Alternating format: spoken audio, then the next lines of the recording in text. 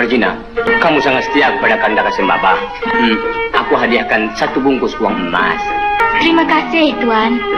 Norsia, Kanda tumpang bertanya sedikit. Tanya apa, Kanda? Alibaba, tiba-tiba dia boleh jadi kaya. Dari mana dia dapat harta? Oh, dia kena Eko. Apa itu Eko, Ali? Itu Oh iya, Kakanda. Kalau tak salah saya ada utang sama Kakanda. Oh, kau sama aku bukan orang lain lah. Kalau kau tak mau bayar pun tak apalah. Tapi kalau kau nak bayar berlebih-lebihlah sedikit. Baiklah. Berapa saya punya utang sama Kakanda? Oh, kau bikin susah aja dah. Kau utang sama aku baru 5 dirham. Kalau kau nak bayar, bayarlah 10 dirham kau. Dalam uncang ini ada 1.000 dirham. Kanda ambil. 1.000 dirham?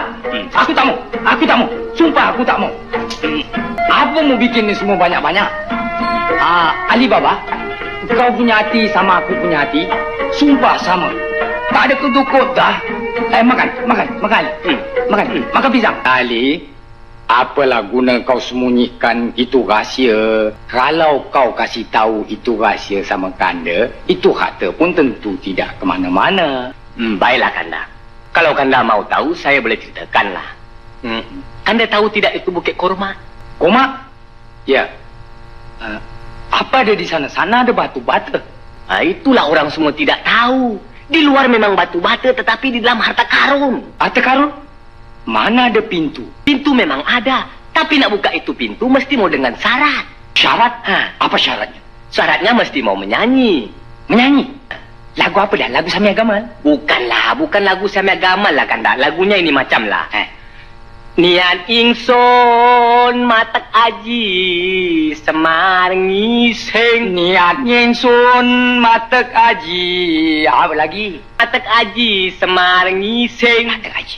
Niat ingsun matek aji semar ngising. Betul. Kalau Kanda menyanyi, pintu boleh terbuka? Iya. Niat ingsun matek aji semar ngising. Alamak, Kanda ni betul pandai.